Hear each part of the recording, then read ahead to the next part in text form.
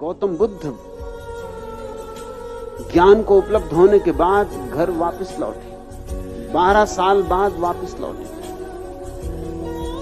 जिस दिन घर छोड़ा था उनका बच्चा, उनका बेटा एक ही दिन का था, राहुल एक ही दिन का था। जब आए तो वो 12 वर्ष का हो चुका था। और बुद्ध की पत्नी यशोधरा बहुत नाराज थी, स्वभाव था। और उसने एक बहुत महत्वपूर्ण सवाल पूछा।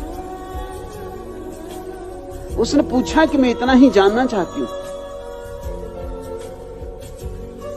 क्या तुम्हें मेरा इतना भी भरोसा न था कि मुझसे कह देते कि मैं जा रहा हूं? क्या तुम सोचते हो मैं तुम्हें रोकती? मैं भी छत्राणी हूं।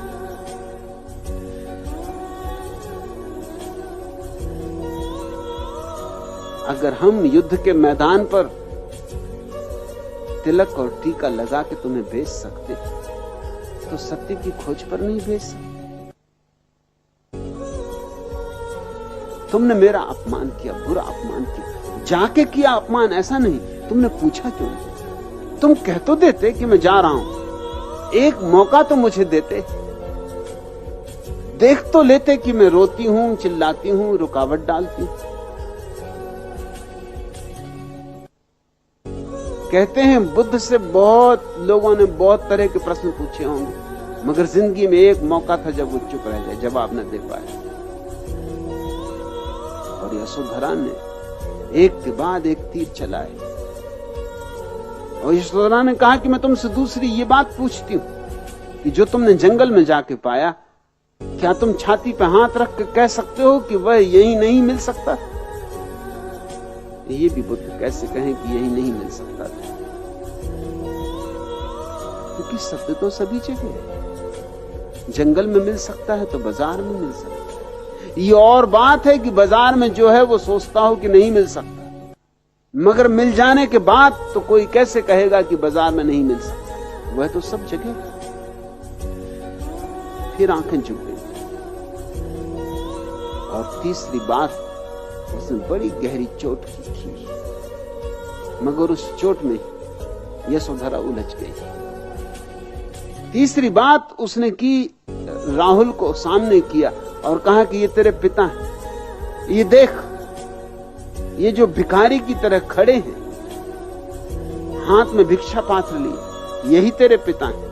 ये तुझे छोड़ के भाग गए थे जब तू एक ही दिन का था, अभी पैदा ही हुआ था। अब ये लौटे, फिर पता नहीं कब मिलना हो या ना हो। इनसे तू अपनी वसीयत मांग ले, तेरे लिए क्या इनके पास देने को है वो मांग ले। ये बड़ी गहरी चोट थी। बुद्ध के पास देने को था क्या? यशोधरा प्रतिशोध ले रही थी 12 वर्षों का, लेकिन उसने कभी सोचा भी न था कि ये घटना यूं रुख ले लेगी, ये बात यूं बदल जाएगी। भगवान दास आर्य ने भी पूछते वक्त नहीं सोचा होगा कि बात यूं रुख ले लेगी।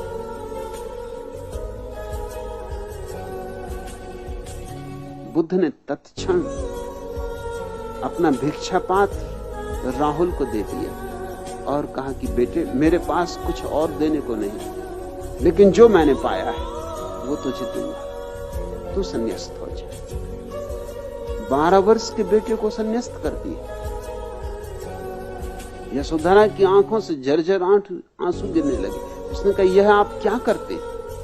और बुद्ध ने कहा, जो मेरी संपदा है वही तो दे सकता हूं। समाधि मेरी संपदा है, उसको बांटने का ढंग संन्यास है। और यशोधरा जो बीत गई बात उसे बिसार दे। आया ही इसलिए कि तुझे भी ले जाऊं। अब राहुल तो गया, तू भी चल। जिस संपदा का मैं मालिक हुआ हूं उसकी तू भी मालिक हो जा। और सच में ही यशोधरा ने सिद्ध किया कि वो छत्राणी थी। तत्क्षण पैरों पर झुक गई और उसने कहा, मुझे दीक्षा दे। और दीक्षा लेकर भिक्षुओं में, सन्यासियों में यूं खो गई कि फिर उसका कोई उल्लेख नहीं आता, उल्लेख ही नहीं आता। कभी उसने सन्यासियों में इस तरह की अस्मिता प्रकट नहीं की कि मैं बुद्ध की पत्नी हूं, कि मैं विशिष्ट हूं, कि मैं खास हूं। वो यूं खो गई कि बौद्ध शास्त्रों में इस घटना के बाद उसका फिर कोई उल्लेख नहीं आता। कैसे जी, कैसे मरी, कब तक जी, कब मरी, कुछ पता नहीं चलता। वो सारे सन्यासियों की भीड़ चुपचाप एक हो गई, यूं लीन हो गई, यूं डूब गई। इसको आना कहते हैं भगवान दास आर्य। तुम कहते हो हाथ पसारे दुआ मांग, हाथ पसारे,